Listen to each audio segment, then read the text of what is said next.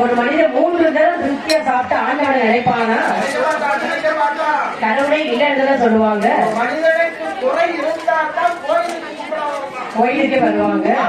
அந்த வெள்ளரக்கனுக்கும் அந்த கப்ப பணம் பகுதி பணம் இருசா பணம் வந்து கொண்டு இருக்கு. அதனால அவன் தரக்கணம் பிடிச்சு இருக்கான். நாம நினைக்க மாட்டார். இன்று முதல் பாதாள நாட்டிலே வந்து பஞ்சங்கள் ஏற்பட வேண்டும்.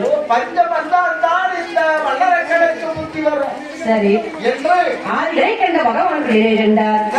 வருண பகவான் வாய் பகவானை வரவழைத்தார். அப்பா வருணா, வாய் போ.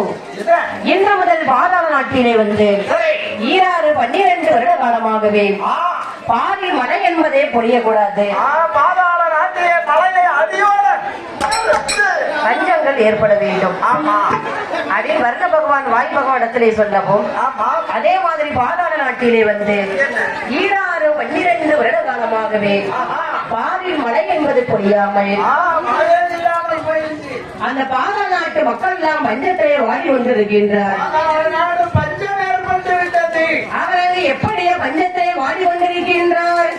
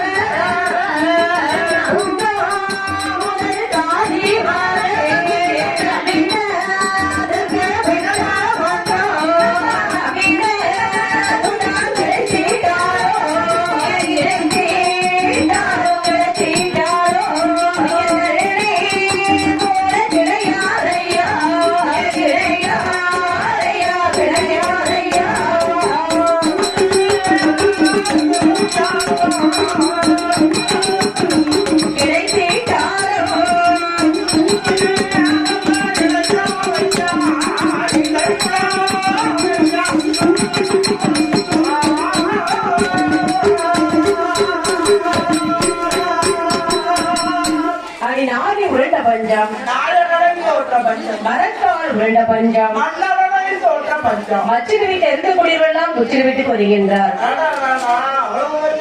உச்சிறு வீட்டுல இருக்கவங்க குடியெழுப்பி ஓடுறாங்க. தங்க முதல் தாடி வரை தமிழகருக்கு விட்ட பஞ்சம். தமிழ் கிடையாத பஞ்சம்.